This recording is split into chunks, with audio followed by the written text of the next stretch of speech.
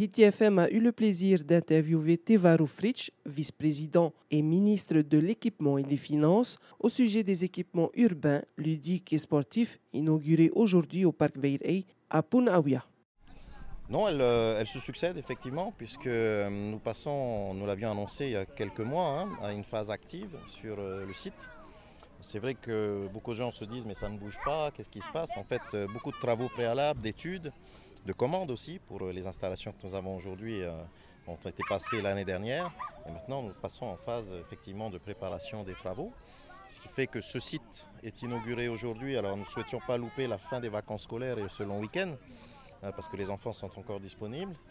Mais nous avons aussi veillé à ce qu'il soit bien limité par les futurs lots hôteliers et de construction qui vont arriver, ce qui fait que cette partie du site va rester toujours accessible aux populations. La question des voiliers était posée depuis un moment. Nous avons souhaité les rencontrer parce que le gouvernement va prendre ses responsabilités et ses décisions en matière d'interdiction de mouillage et nous les ferons appliquer, puisque nous allons réaliser un petit remblai pour rétablir le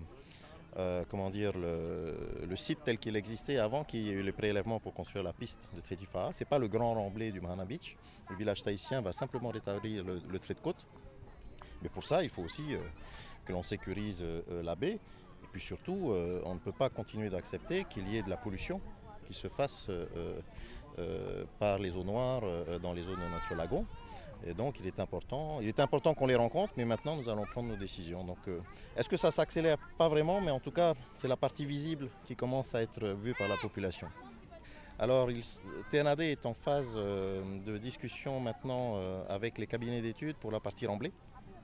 Le recensement des matériaux nécessaires au remblai a été également réalisé et donc va bientôt passer les appels d'offres selon le calendrier qu'ils ont prévu pour que les entreprises ensuite soient sélectionnées, que la maîtrise d'œuvre puisse commencer. Donc l'idée c'est de commencer par l'aménagement du site, c'est-à-dire réaliser l'ensemble de l'emprise du foncier, ensuite les réseaux qui seront préparés. Il y a le traitement des eaux pluviales également qui va passer en mode actif, puisque vous savez qu'un des sujets du site, c'est quand on aura les grosses pluies bientôt, c'est toutes ces pluies qui descendent de la montagne et qui viennent dans toute la baie.